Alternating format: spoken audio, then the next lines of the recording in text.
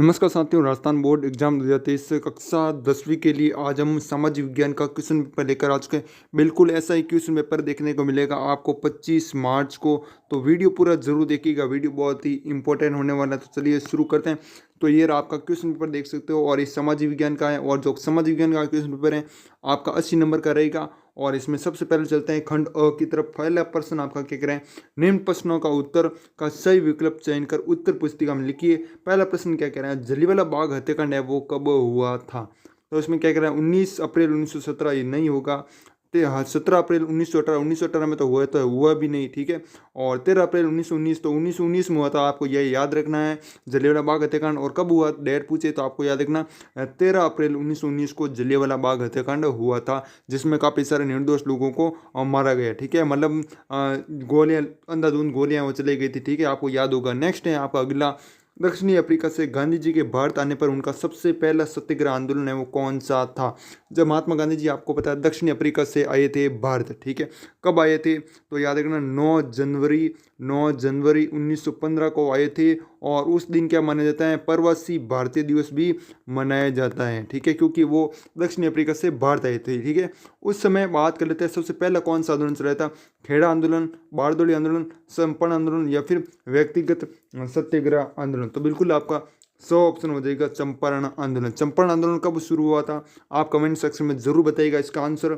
Next है आपका अगला, मानव अधिकार दिवस किस दिन मनाया जाता है, 10 जनवरी, 10 अगस्त, 10 दिसंबर और 10 जुलाई, ठीक है। तो बिल्कुल आपका 10 दिसंबर है वो राइट आंसर हो जाएगा। इस दिन क्या मनाया जाता है, मानव अधिकार दिवस है वो मनाया जाता है, ठीक है। अब इसी प्रकार नेक्स्ट क्वेश्चन है आपका अगला, निम्न में से कौन सा उद्योग चूना पत्थर को कच्चे माल के रूप में प्रयुक्त है वो करता है, एल्यूमिनियम, प्लास्टिक, सीमेंट, या फिर मोटर गाड़ी। जो हमें ऐसा बनाना है जो कि करता है उद्योग है, लेकिन वो चूना पत्थर को क्या करता है, कच्चे माल में बनाता है, मतलब प्रयुक्त है वो करता है, ठीक है। तो इसमें बिल्कुल आपका सीमेंट है वो राइट आंसर हो जाएगा, ठीक है। अब इसी प्रकार नेक्स्ट है, जापान की सबसे पुरानी पुस्तक है डायमंड सूत्र है वो छपी थी। वेरी इंपॉर्टेंट क्वेश्चन है, ये आ सकता है आपका अगला। इसमें क्या है, 1018 ईस्वी, 908 ईस्वी, 968 ईस्वी और 868 ईस्वी। तो बिल्कुल आपका क्या हो जाएगा, 868 ईस्वी है वो राइट आंसर हो जाएगा। दो ऑप्शन है वो राइट आंसर हो जाएगा। इसी प्रकार नेक्स्ट क्वेश्चन है आपका अगला, यहाँ पर देख सकते हो, ये रहा आपका ना पांचवा, छठा, भारत में राजनीतिक दलों का पंजीकरण तथा उन्हें मान्यता प्रदान करने वाली संस्थाएं वो कौन सी हैं, ठीक है। भारतीय निर्वाचन आयोग, उच्चतम न्यायालय, संसद, या फिर राष्ट्रपति। वेरी इंपॉर्टेंट क्वेश्चन है, स्टार लगा दो इस क्वेश्चन को, रट लेना इस क्वेश्चन को, छप सकता है ये क्वेश्चन आपका। इसमें बिल्कुल ऑप्शन हो जाएगा भारतीय निर्वाचन आयोग है वो राइट आंसर हो जाए। ये है ना, क्या करता है, राजनीतिक दलों का पंजीकरण करता है और उन्हें क्या करता है, मान्यता है वो प्राप्त करता है। जैसे स्कूलों को मान्यता प्राप्त होती है ना, वैसे ही ये राजनीतिक दलों को मान्यता है वो प्राप्त करता है, ठीक है। कौन, भारतीय निर्वाचन आयोग, ठीक है। अब नेक्स्ट क्वेश्चन है आपका अगला, सामाजिक विभाजन अधिकांश किस पर आधारित होता है, लिंग, जाति, जन्म, या फिर धर्म। जो सामाजिक विभाजन है वो, ठीक है, तो वो बिल्कुल आपका जन्म पर है वो आधारित होता है, ठीक है। नेक्स्ट है आपका अगला, इनमें से कौन सा बहुजन समाज पार्टी का संस्थापक है, कांशीराम, साहू महाराज, BR अम्बेडकर, ज्योतिबा फूले। वो हमें बताना है, बहुजन समाज पार्टी के संस्थापक है ना, वो बताना है।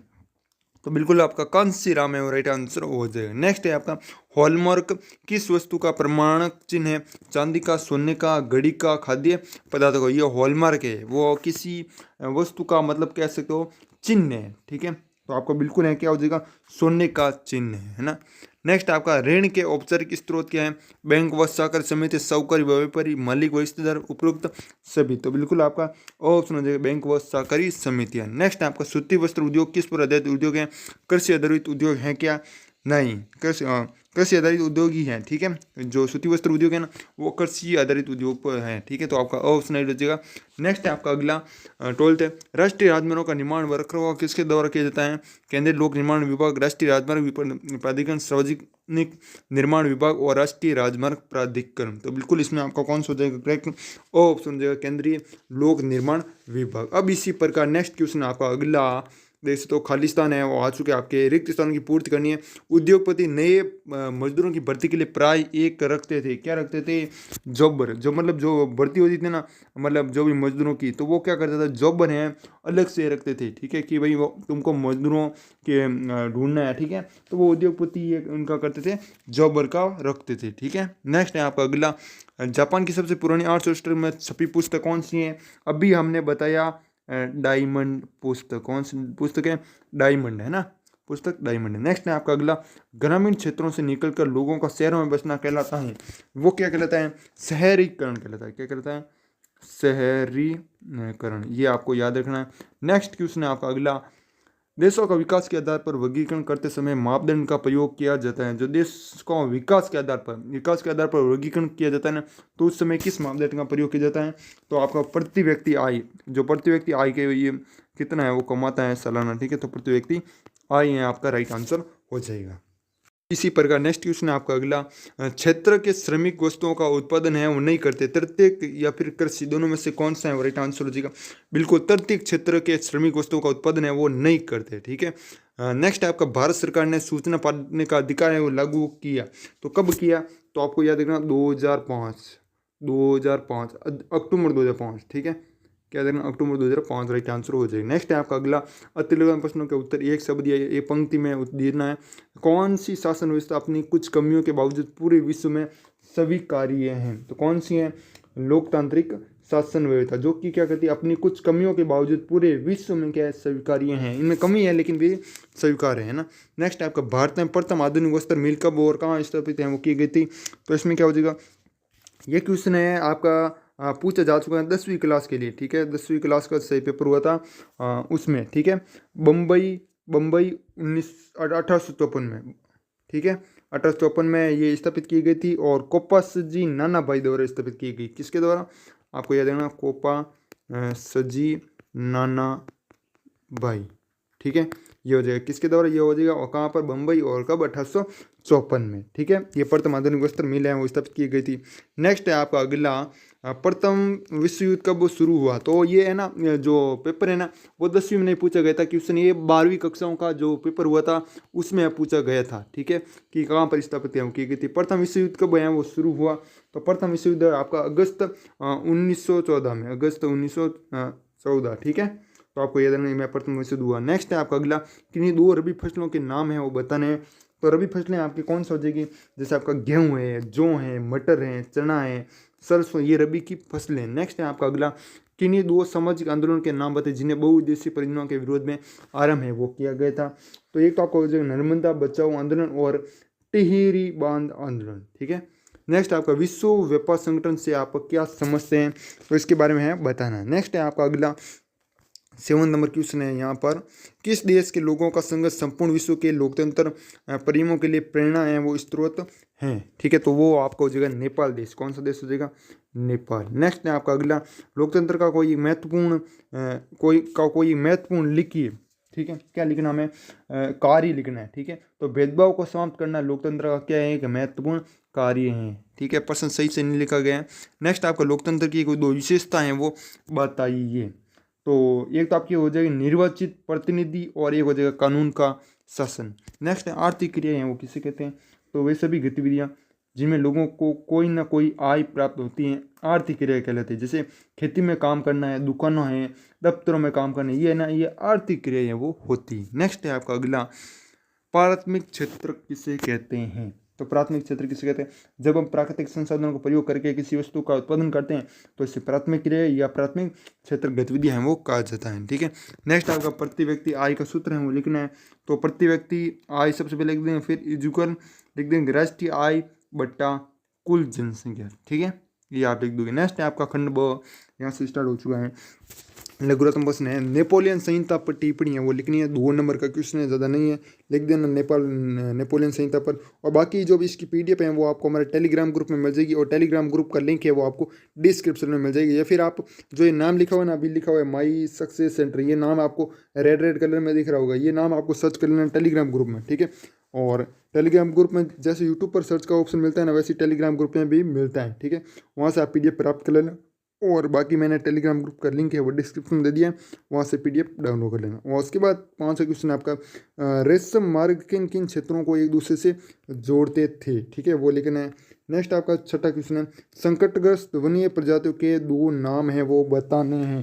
तो 2 नाम मैं आपको बता रहा हूँ, याद रखना। एक तो आपको हो जाएगा काला हिरण और एक हो जाएगा आपका गेंडा, ठीक है, ये याद रखना। जल संसाधन संरक्षण के कोई 2 उपाय हैं वो बताने हैं। तो आपका हो जाएगा ये तो भौमिक जल स्तर को ऊपर चढ़ाना है, जल विभाग क्षेत्र विकास है, जलाशय में भंडारण क्षमता है वो बढ़ाना है, ठीक है। इस प्रकार से आप लिख दोगे। किसानों के लाभ के लिए सरकार ने कौन सी योजना है वो शुरू की, ठीक है। तो ये तो आपको हो जाएगा किसान क्रेडिट कार्ड योजना है, आपको बताएं, ठीक है। और एक हो जाएगी व्यक्तिगत बीमा योजना, ये भी ये दोनों है वो हो जाएगी ना। पर्यटन से क्या लाभ है, कोई 2 लिखना है जो भी पर्यटन के लाभ है, ठीक है। नेक्स्ट है आपका अगला लोकतांत्रिक रूप से चुनी गई श्रीलंका सरकार ने सीनली समुदाय की प्रभुसत्ता कायम करने के लिए क्या तरीका अपनाया।